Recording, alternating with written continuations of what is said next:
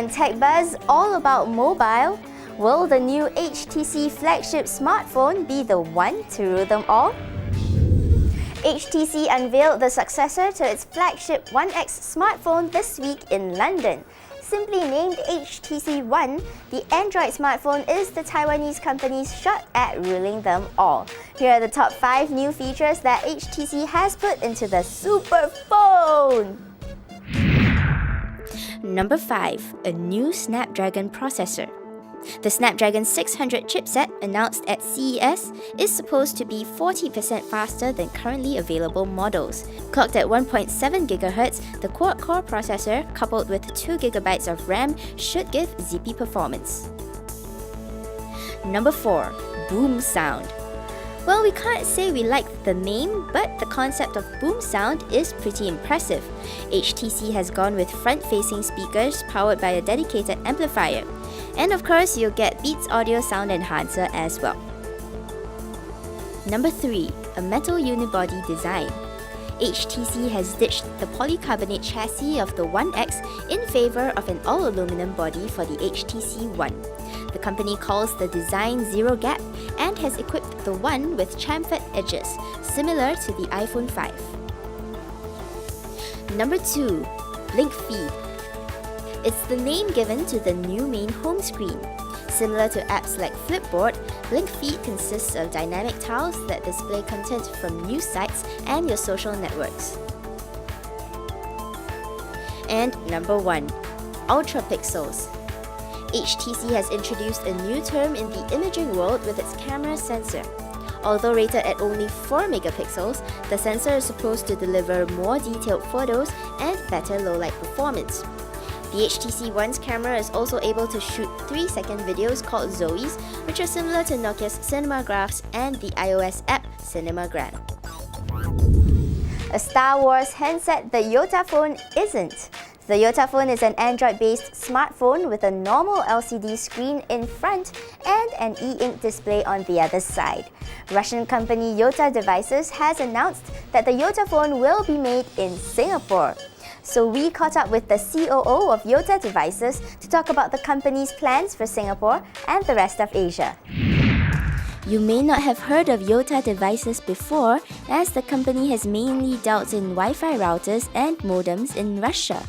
What you should know is that the YotaPhone has been making waves for its dual-screen concept. The e-ink screen on the back can display anything from text notifications, photos, ebooks, or even a boarding pass. The display stays on even when the phone runs out of battery. But how did the idea come about? We felt that we would be one out of many to launch an LTE phone, so we decided to look into what the consumers actually want. First issue consumers facing with the phone were battery lifetime of the phone. The other issue were the amount of data you're consuming today on your smartphone.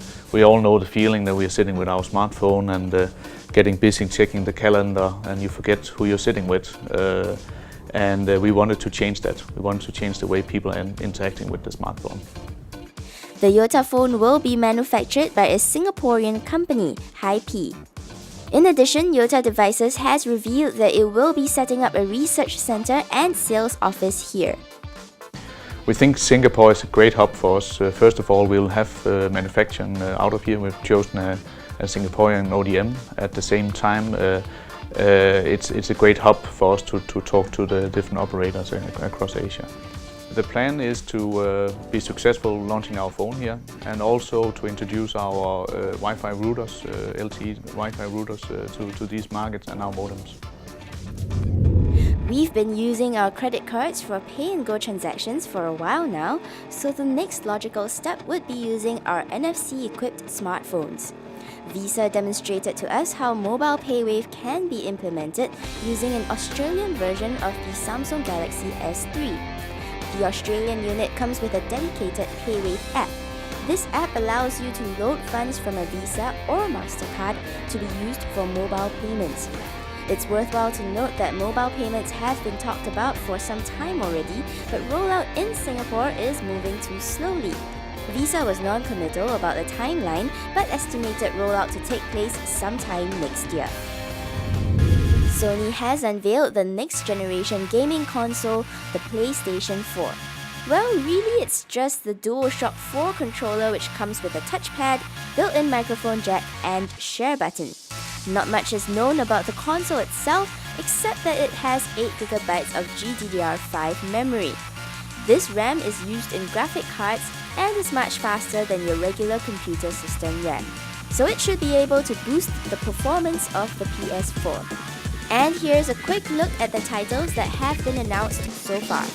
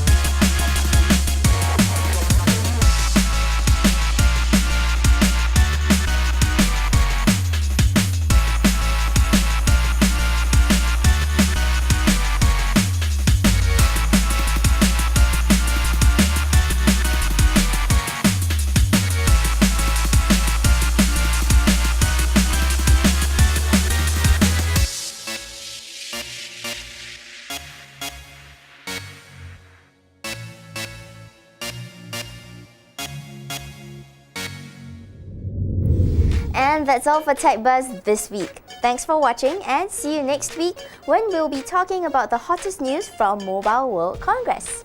I'm Jacqueline, buzzing out.